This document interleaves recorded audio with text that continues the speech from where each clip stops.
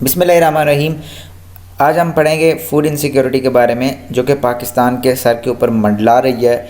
और ये lesson CSS के करंट अफेयर्स से रिलेटेड है और बाकी लोग जो जानना चाहते हैं चीज़ों को उनसे भी रिलेटेड है। जो जानना चाहते हैं डिफरेंट चीज़ों को कैसे टैकल किया जा सकता है उनके भी ये काम आ सकता है। अगर आपको ये अच्छा लगे तो आप हमारे चैनल एजुकेटेड पाकिस्तान को सब्सक्राइब ज़रूर कीजिएगा, ताकि नए जो लेसन्स हैं वो रेगुलर बेसिस पे आप देख सकें। और इसके साथ साथ क्या कीजिएगा, इस वीडियो को लाइक कीजिएगा। ओके, तो शुरू करते हैं जनाब। तो पाकिस्तान में जो फूड इनसिक्योरिटी है उसका जो क्राइसिस है वो लूम कर रहा है, हमारे सरों के ऊपर है, हमें तंग कर सकता है आने वाले वक्त में। ऐसा क्यों है? क्योंकि फूड अभी हमारे यहाँ फ्लड आया, तो फ्लड की वजह से क्या होगा, फूड इनसिक्योरिटी होगा। फूड इनसिक्योरिटी बेसिकली होती क्या है हम ये भी देखते हैं। तो फूड इनसिक्योरिटी है इन एक्सेसिबिलिटी ऑफ फूड, जो फूड की एक्सेसिबिलिटी होती है टू पॉपुलेशन को एट अफोर्डेबल प्राइस। देखें, फूड इनसिक्योरिटी ये नहीं होती कि फ़ूड है ही नहीं। फूड इनसिक्योरिटी में ये होता है कि फ़ूड जो है वो अवेलेबल नहीं है, पहली बात है। अगर वो अवेलेबल है तो वो एग्जॉर्बिटेंट प्राइसेस के ऊपर सेल की जा रही है लोगों को, ठीक है। तो इसको भी हम क्या बोलते हैं, इसको भी हम बोलते हैं फूड इनसिक्योरिटी बोलते हैं। तो जनाब मोहतरम, एक्सप्रेस ट्रिब्यून को अगर आप जब पढ़ते हैं, द एक्सप्रेस ट्रिब्यून और द फॉरेन पॉलिसी मैगज़ीन को, तो आप देखेंगे कि वो पाकिस्तान के बारे में ये कह रहे हैं, हमारे मुल्क के बारे में ये कह रहे हैं कि यहाँ पे फूड इनसिक्योरिटी आ सकती है। यहाँ पे लोगों को खुराक की सहूलियात मैसर नहीं होंगी आने वाले वक्त में कुछ महीनों के अंदर, क्योंकि कोई मसला हो गया है। अब ये बात मैं आपको ये आप यहाँ पे देख सकते हैं कि साउथ एशिया का जो माइकल कुगलमैन का एनालिसिस है वो यहाँ पे दिया हुआ है, जो रिपोर्ट दी हुई है। वो क्या है कि पाकिस्तान फ्लड क्राइसिस, पाकिस्तान का जो सैलाब का क्राइसिस है, जो कि 2010 के बाद सबसे वर्स्ट है, ठीक है। पाकिस्तान में वैसे तो डिज़ास्टर आते ही रहते हैं, जैसे 2005 में हमने देखा कि कश्मीर के अंदर ज़लज़ला आया, आज़ाद कश्मीर में। तो उसके बाद 2010 में हमने देखा कि हमारे यहाँ फ्लड आया।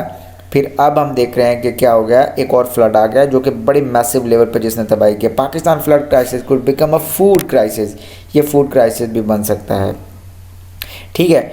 सो उसके बाद जनाब हम देखते हैं कि उसकी वजह क्या है कि फ़्लड क्राइसिस से हमारा फूड का क्राइसिस बन जाएगा। तो उसकी पहली वजह ये है कि फॉरेन पॉलिसी मैगज़ीन के मुताबिक पाकिस्तान का जो 45% लैंड है वो इनंडेटेड हो चुका है, उसके ऊपर पानी खड़ा हुआ है। तो जब पानी खड़ा है उस लैंड के ऊपर, तो वहाँ से कोई प्रोडक्ट तो एग्रीकल्चर का आने वाला नहीं।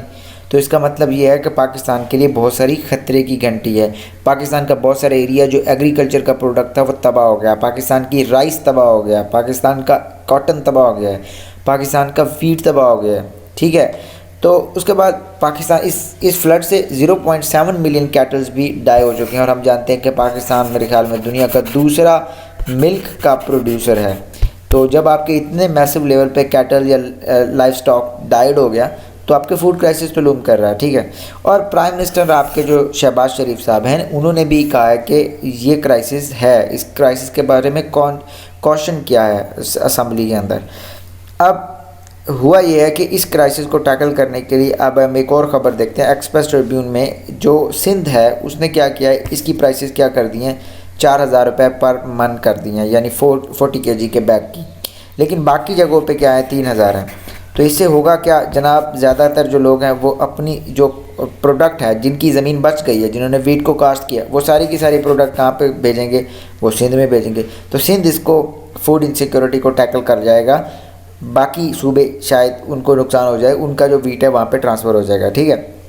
तो इसका मतलब ये है कि प्राइसेस बढ़ रही हैं, प्राइसेस वीट की बढ़ गई हैं, 4000 तक पहुँच गया है। इसका मतलब है इनएक्सेसिबिलिटी हो सकती है, तो फूड का क्राइसिस या फूड इनसिक्योरिटी हो सकता है, ठीक है। तो सिंध गवर्नमेंट ने क्या किया है, has raise the price of a wheat to 4000 rupees, ठीक है। अब इसका सॉल्यूशन क्या है? सॉल्यूशन इसका बहुत सिंपल है कि गवर्नमेंट को वीट को इंपोर्ट करना चाहिए, लेकिन उसमें भी मसला है, हमारा करंट अकाउंट डेफिसिट है, हमारे पास डॉलर्स की कमी है। तो जब आपकी डॉलर्स की कमी होती है तो फिर क्या होता है जनाब, फिर आप इंपोर्ट जो है उसके ऊपर आपको कदगन लगाना पड़ती है, या आपको कहीं से डॉलर उधार लेने पड़ते हैं। और उधार लेने के लिए फिर आपको IMF का दरवाज़ा खटखटाना पड़ता है या वर्ल्ड बैंक के पास जाना पड़ता है, ठीक है। तो ये मसला है पाकिस्तान को इंपोर्ट के अंदर हर्डल ये है, ठीक है।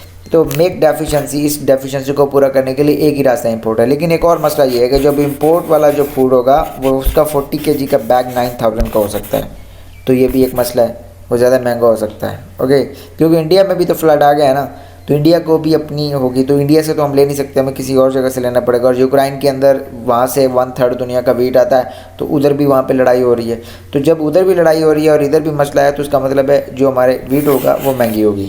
Okay, at the same time subsidy देनी चाहिए to keep prices in check. तो गवर्नमेंट सब्सिडी दे सकती है, वह बाहर से इंपोर्ट करके यहीं से जो पैसे हैं उनके ऊपर सब्सिडी दे के उसकी प्राइस को लोअर कर दे, ये भी हो सकता है। और एक और तरीका इसको टैकल करना है कि राशनिंग करना, यानी कि आप इससे ज़्यादा एक बंदे को खुराक नहीं मिल सकती, तो एक घर को इससे ज़्यादा, इतनी से ज़्यादा जो है वो केजी के बैग नहीं मिल सकते। इसको राशनिंग करते हैं, या इसको कहते हैं कि कोटा सेट करना पर हाउस।